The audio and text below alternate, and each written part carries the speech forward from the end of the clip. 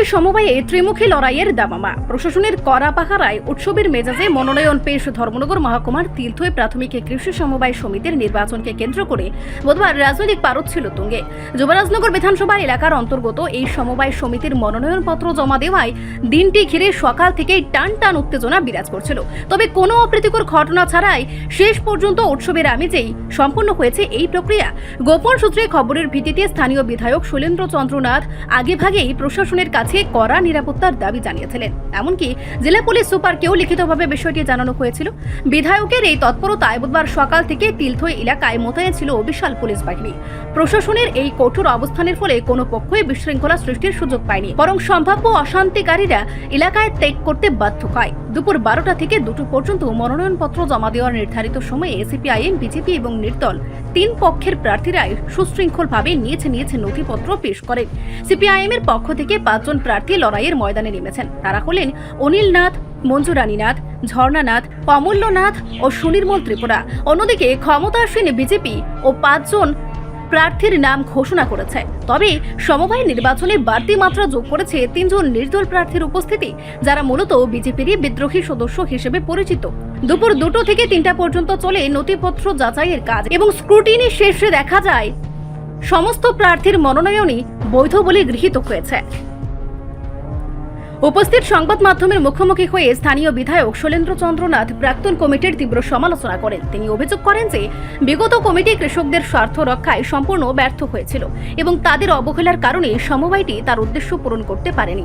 তিনি আশা প্রকাশ করেন আগামী 16 এপ্রিলের নির্বাচনের মাধ্যমে একটি কৃষক বান্ধব কমিটি গঠিত হবে, যা প্রকৃত অর্থে তিলথই এলাকার কৃষকদের কল্যাণে কাজ করবে।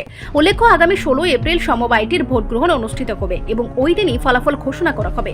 এই ত্রিমুখী লড়াইকে কেন্দ্র করে বর্তমানে উত্তর ত্রিপুরার রাজনৈতিক মহলে জোর চর্চা শুরু হয়েছে। একদিকে বামীদের সংগঠন ফিরে পাওয়ার লড়াই, অন্যদিকে শাসক দলের গোষ্ঠীদ্বন্দ্ব ও নির্দল কাটা। সব মিলিয়ে তিলথই সমবায়ের দখল কার হাতে যায় এখন সেটাই দেখার বিষয়। নমস্কার আপনার সবাইকে। আজকে আমাদের তিলথইয়ে যে কৃষি সমবায় সমিতি তার বাৎসরিক ইলেকশন হচ্ছে, সেই ইলেকশনে আজকে আমাদের নমিনেশন ফাইলিংয়ের date. Already nomination filing process শুরু হয়েছে। মনে হচ্ছে আগামী নেক্সট 15 মিনিটের মধ্যে প্রসেসিংটা শুরু হয়ে যাবে। তো এই এরিয়াতে কৃষি সমবায় সমিতি যে উদ্দেশ্য নিয়ে গঠন করা হয়েছিল, আমরা দেখেছি গত বছরগুলিতে কোনো ধরনের সহায়তা কৃষকরা পাচ্ছে না সেই সমবায় সমিতি থেকে। আগামীতে যে কমিটি ইলেক্টেড হবে, আমার তাদের কাছে আশা তারা এই এরিয়ার কৃষকদের উন্নয়নে তারা কাজ করবে। শুধু উন্নয়নে কাজ করবেই নয়, এই যে কৃষি সমবায় সমিতি তাদের কোটি কোটি টাকা কৃষকদের কাছে এর আগে ঋণ দিয়েছিল, সেইগুলি এখনও পর্যন্ত কালেকশন তারা করতে পারেনি। এই কালেকশন করতে না পারার ফলে একদিকেই যেমন হচ্ছে ফান্ডের শর্টেজ, নিউ কৃষকদের লোন দেওয়া যাচ্ছে না।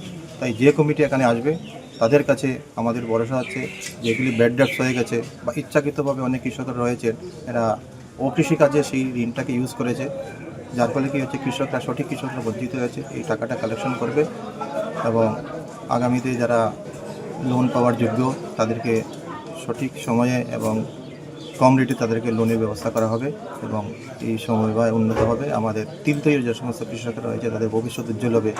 এই জন্য আমাদের পার্টির যারা নমিনেটেড ক্যান্ডিডেট রয়েছে তারা সবাই নমিনেশন ফাইল করছে এবং আশা রাখি এই অঞ্চলের কৃষকরা তাদের উন্নয়নের জন্য তাদের উপর ভরসা রাখবে এবং আগামী দিনে তাদেরকে ভোট করবে। কতজন আপনাদের মনোনয়নপত্র দাখিল করলেন আজ? 5 জনের মধ্যে 4 জনের অলরেডি হয়ে গেছে, আরেকজন এখনও আসেনি, সে আসছে, রাস্তাতে রয়েছে। তো 5 জনের ফিল করবে।